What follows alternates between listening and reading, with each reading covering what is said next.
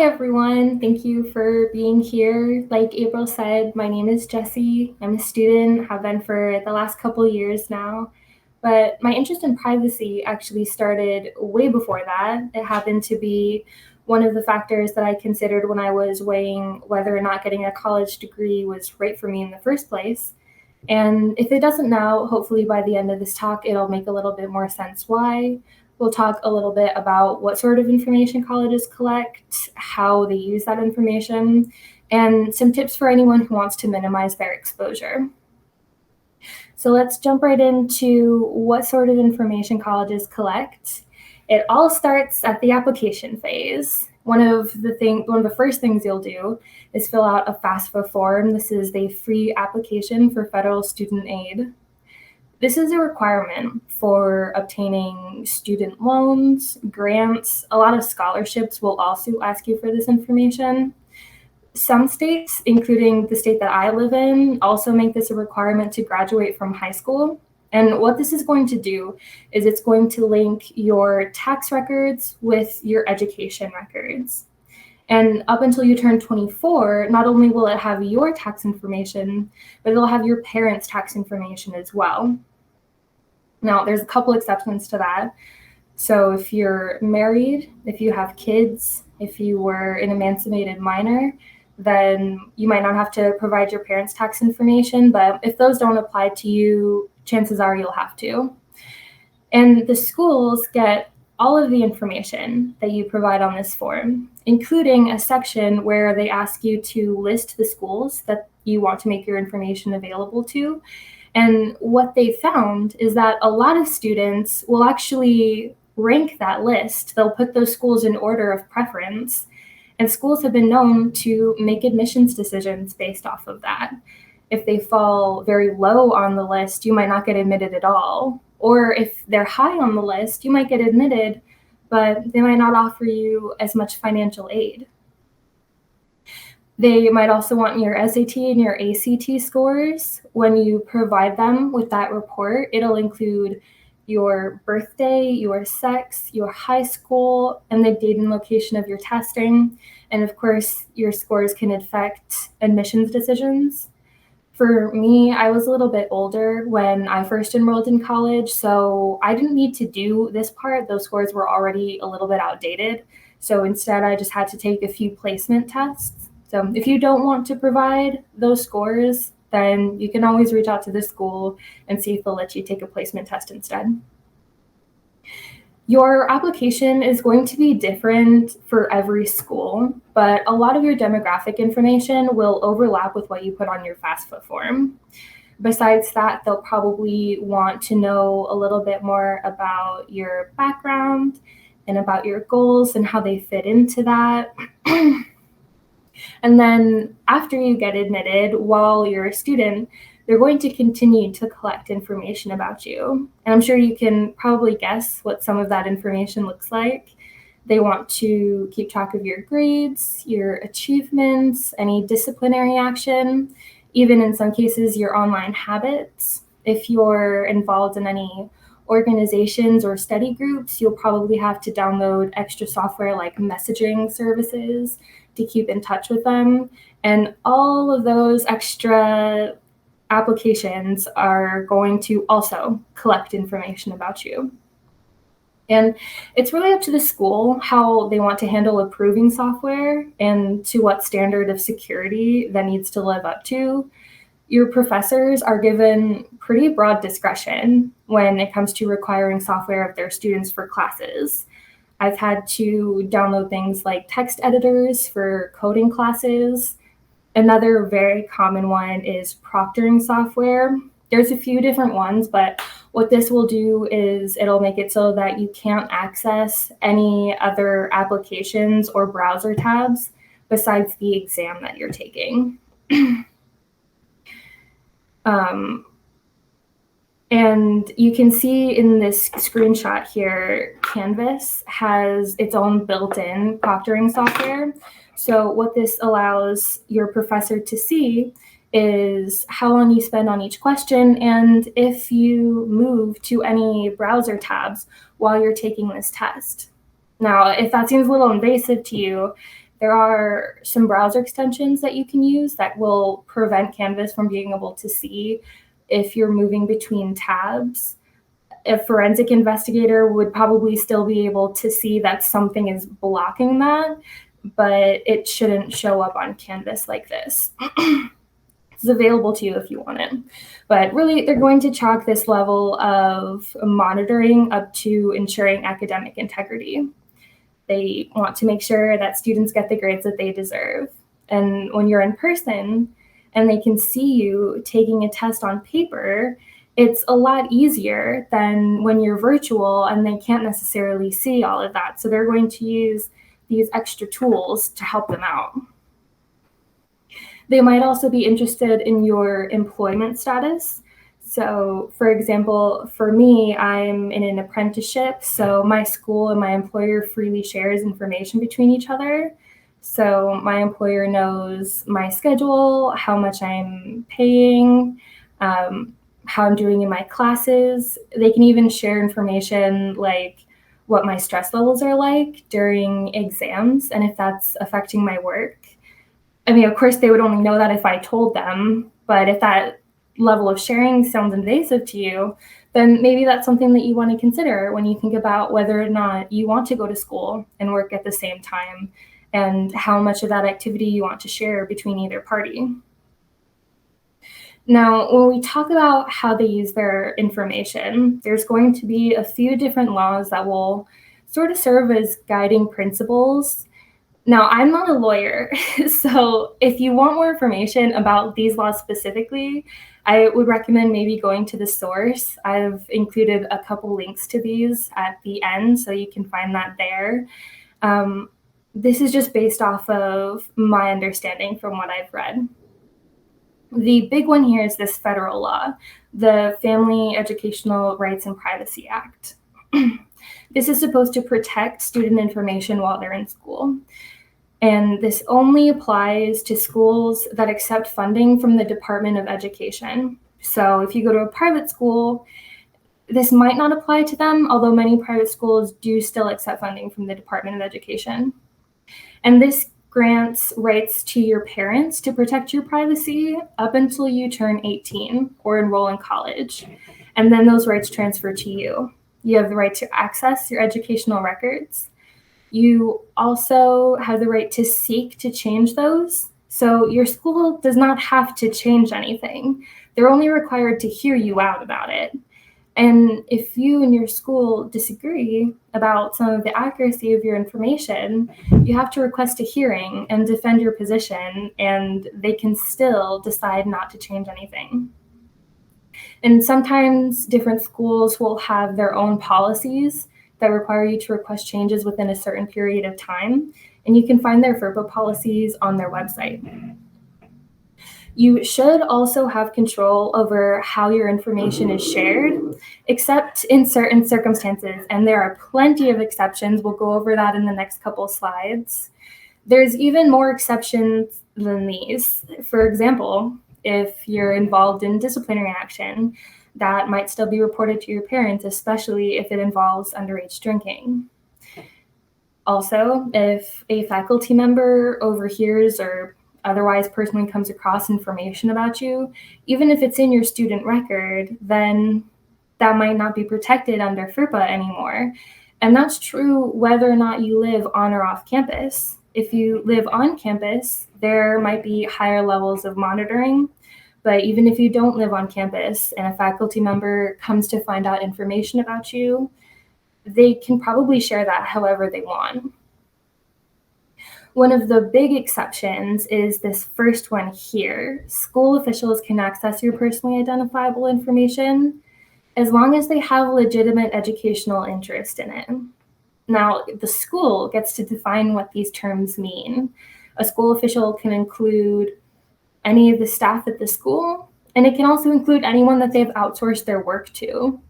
So if you want to know how your school is defining these terms, that should also be on their FERPA policy on their website. Also, if your parents still claim you as a dependent on their taxes, then they can still access your records.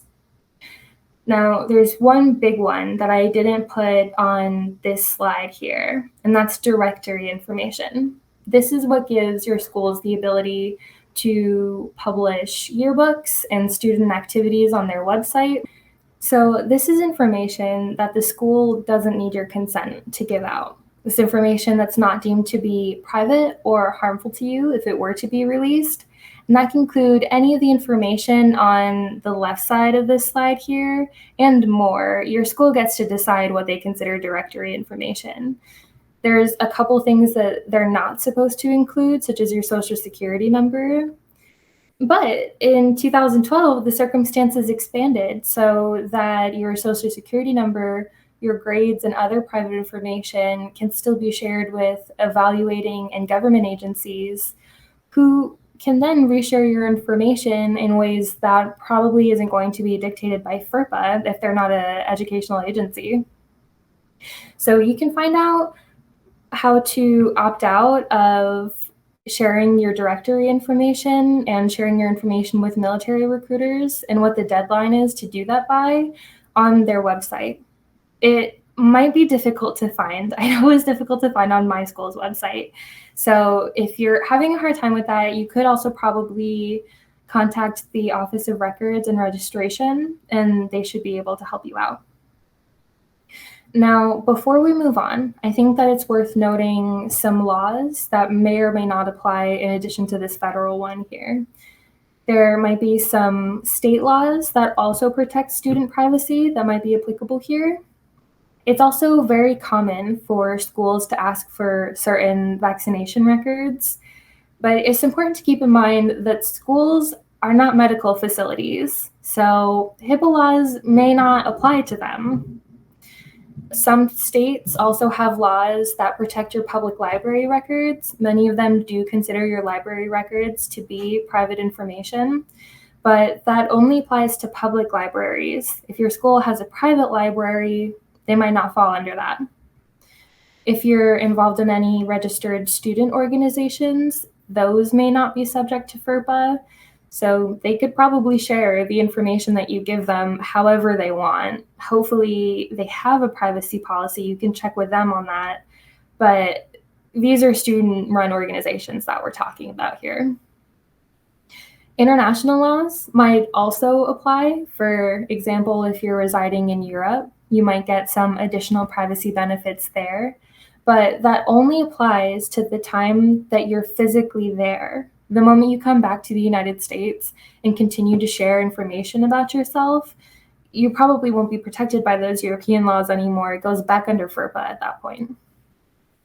So with that in mind, let's talk about some of the things that we can do. Now, there's always going to be some risk. If someone wants your information, they can probably get it, but we can make it harder for them at least.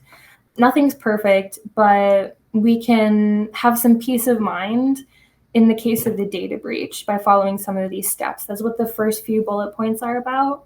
It starts all the way back at the application process. We want to be mindful of the information that we provide there. This might be a good time to provide some misinformation or at the very least a layer of separation in case of a data breach. Probably your most private form of payment is going to be with cash. If you can pay in full at the beginning of the semester and not fill out a FAFSA form, that's probably going to be the best way to do it. But if that's not an option for you, you need to link your bank account information to make payments over time. One thing that you can do is give them a masked debit card. What that is, it's a debit card number that is only linked to your school. So if someone gets that number, they can't use it for anything else besides with your school. A credit freeze is going to basically password protect your credit so that anyone that has too much personally identifiable information about you won't be able to use that to open new lines of credit, such as loans or a credit card. A PO box or a commercial mail receiving agency is going to protect your physical address where you and your family sleep at night. We do want to be careful with this one though, because a lot of schools will base your tuition rate on where you live. So if you live in state, you might pay a little bit less than someone who lives out of state or who lives internationally. So this PO box thing, it's not meant to help you get a lower tuition rate. It's just meant to protect your physical address.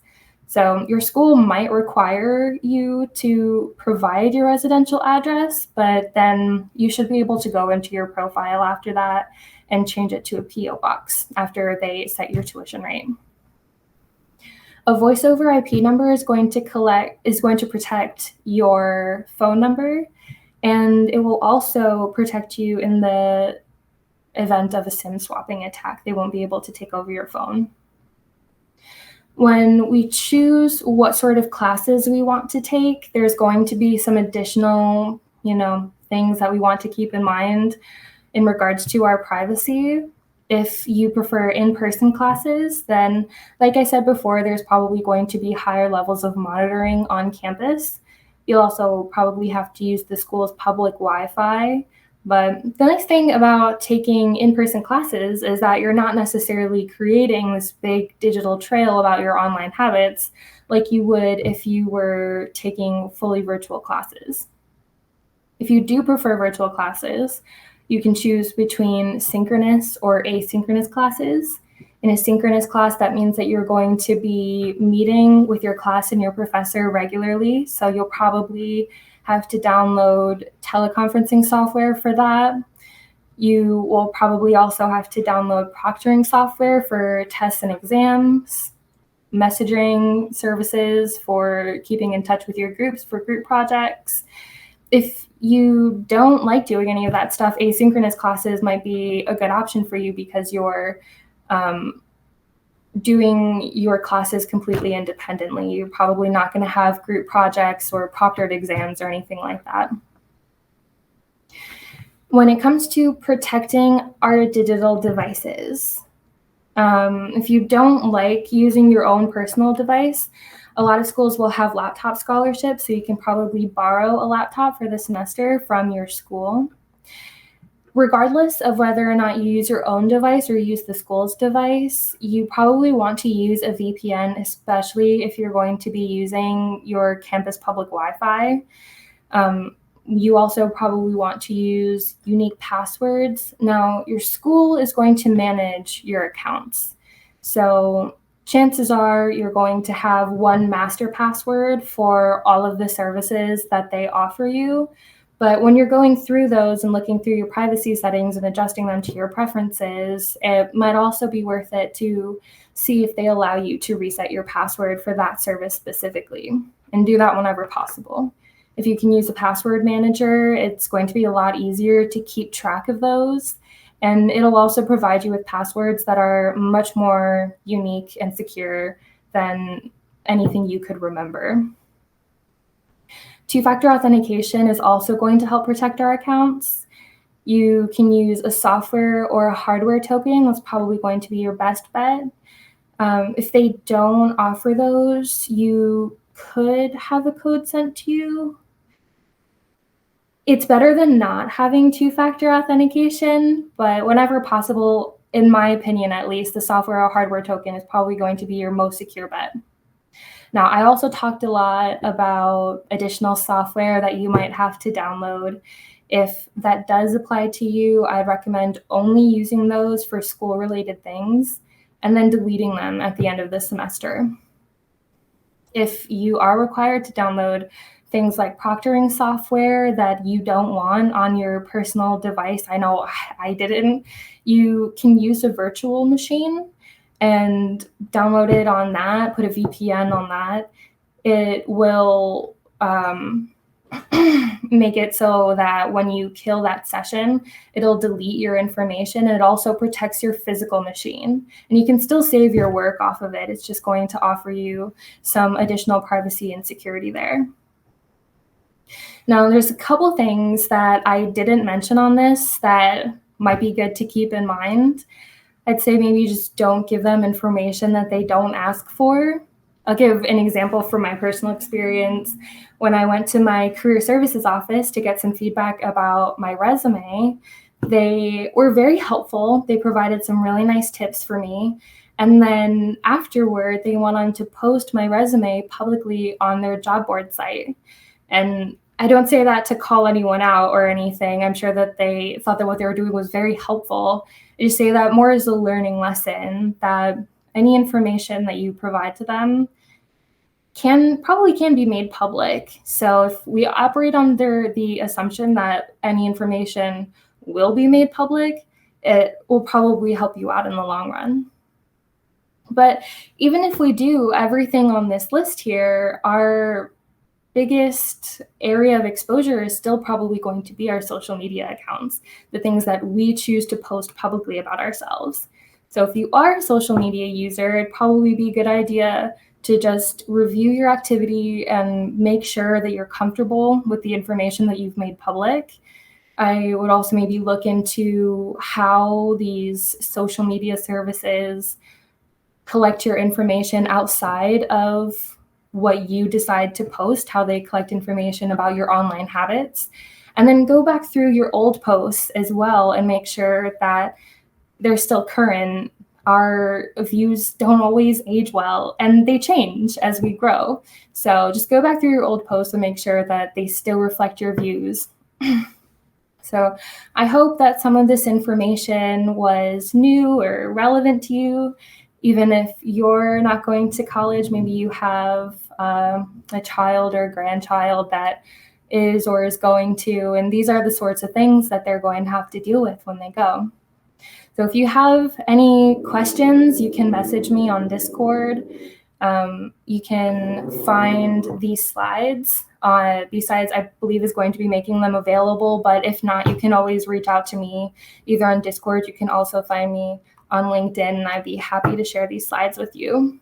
The last one includes a couple links if you want to do some more research about some of the laws that I had mentioned here. So I want to thank everyone for coming to my talk. I really appreciate you being here, and I hope you enjoy the rest of your conference.